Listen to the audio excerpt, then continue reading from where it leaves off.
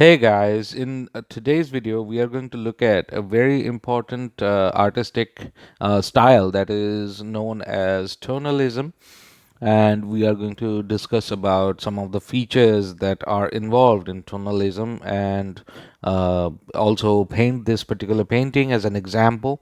Obviously, tonalism artists were mostly landscape painters, but you can do portraits as well as still lifes with this kind of a style. So let's look at the features of tonalism.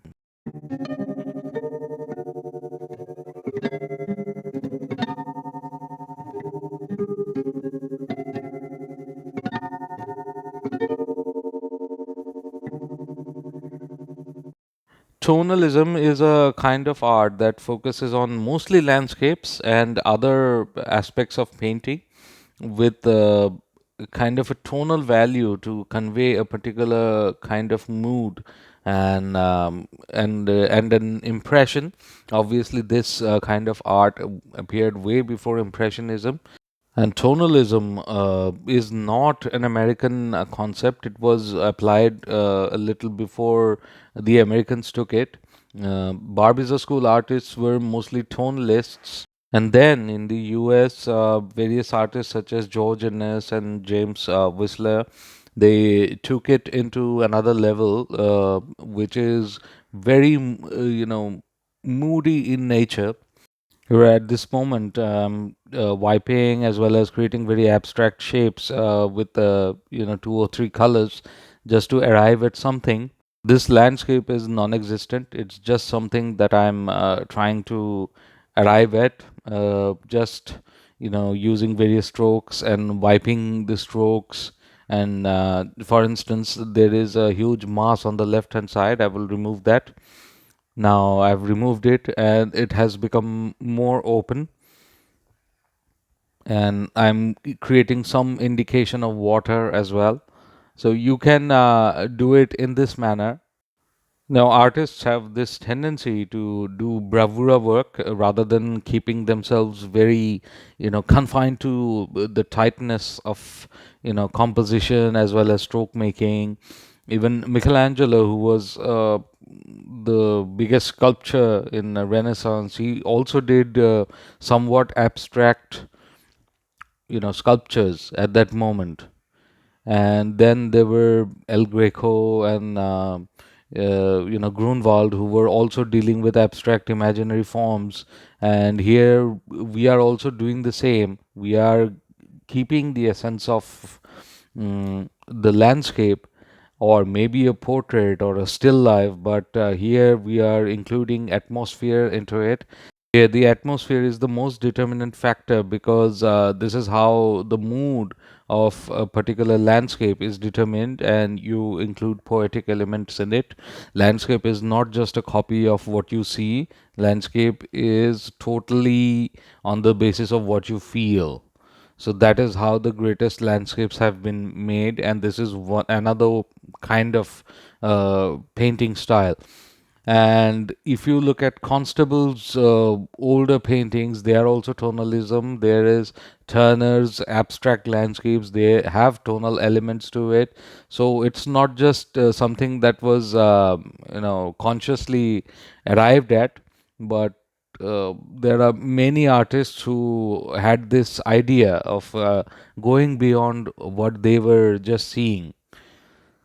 So you can see I'm becoming very abstract with palette knives, etc., and playing with the white paint as well as darkening some of the areas. And this looks slightly greenish, but it's not greenish at all. It's Prussian blue. My intention here is to keep it as abstract as possible, and rather than keeping it very tight. And here I am using a lot of big brushes and palette knives, and not too carefully laid upon strokes. So this is how somewhat creating a controlled accidents to some degree, and this is how the shapes are determined. And there is some watery quality to the atmosphere that I'm creating with shimmering quality. So this is something that I do in my landscapes, but I generally don't do wet on wet in general. I prefer a layered method, and here I'm doing wet on wet and looking at the strokes pretty carefully and trying not to ruin some of the shapes. Here I'm trying to create some amount of distinctive realistic features, the clouds, etc. And in a way it's trying to create my own reality here, but there isn't much time. It's just finished within an hour at most. So within this time frame you can only get something abstract rather than anything concrete.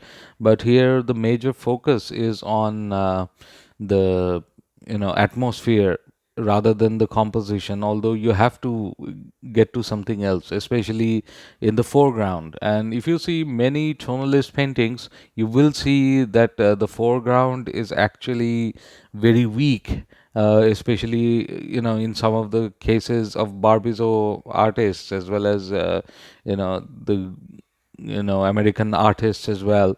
The foreground seems that they didn't find something to put. And this is something that if you can eradicate this, and I think you can produce a pretty good um, painting out of tonalism, and that could be timeless, and you can use modern elements in it. And even within the room there can be tonalist arrangements, and Whistler was a master at that. Whistler painted tonalist figures as well as portraits, etc. They were geniuses, but they were looking for something so that they could express what they were feeling inside. So this is how they arrived at that. These are one of those many steps that were taken to move towards modern art, rather than moving towards realism. They were moving towards abstract. And here I'm putting down some white marks from here and there, and trying to create some distance into the land. And here more white was added to create some shimmering effect. So this is a very abstract landscape painting, as you can see. And the water I'm painting, but it'll change its shape a little. But even if you move away from the regular tonalists like American artists, as well as the Barbizon school artists, there are many Russian artists that also painted tonalist landscapes.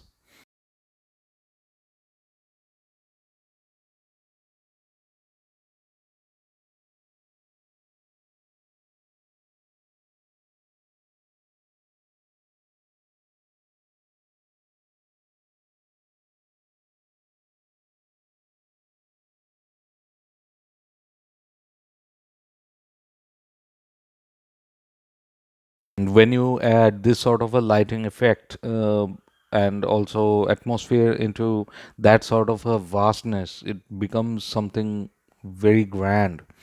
That's why we also enjoy the American Old West paintings, because they show that how world was previously before urbanization. And here it's more or less done. I just will refine the water a little bit. It was completely unnecessary, but I thought why not do it, to add some ripples to it. So, tonalism in itself is a kind of a mood that you need to express. That is the most important part. It has nothing to do with a country or a geography. It can be done in any sort of situation. Even in the case of still lifes, you can create tonalist still life. But here we are, following the general sense that it has been used again and again in the case of landscapes. And here I'm putting down a few marks to create the impression of the trees. Tonalism is a kind of impressionism in itself. Impressionism, the term, was actually stuck to the French impressionists and the followers of them. But this is again an impression. You're catching an impression. If you were outside and copying from nature, or interpreting nature, then you would follow an impressionistic method, and this is one of those. And so tonalism is an impressionism in a way, but there are various methods to add meaning to a particular landscape. It doesn't need to be just complete nature. You can add maybe a horse or a cow or anything, a human being, or even modern elements to it to arrive at something very meaningful. Here, I'm just focusing on the landscape part at this moment, and creating the trees with somewhat thin brush. Now, focusing on the shapes rather than any kind of detail. Now, looking at the water, first creating the branches of the trees, and will gradually add ripples to it. Now, this is something that I wasn't sure about, but I just added, and I think it'll work. So this is a very loose kind of a painting, but you can further refine it with beautiful strokes when it's dry, and completely refine it. But at this moment, I think this is sufficient. Here, I'm just putting some fire to it. Somebody has lit fire. And this is the shot of the final painting. You notice the blues. So if you like this video, then please click the like button and also subscribe, and click the bell icon so that you get notified when a new video has been uploaded. Also, you can check out my artworks at my website www.kaustavamfineart.com. Thank you for your time. Take care.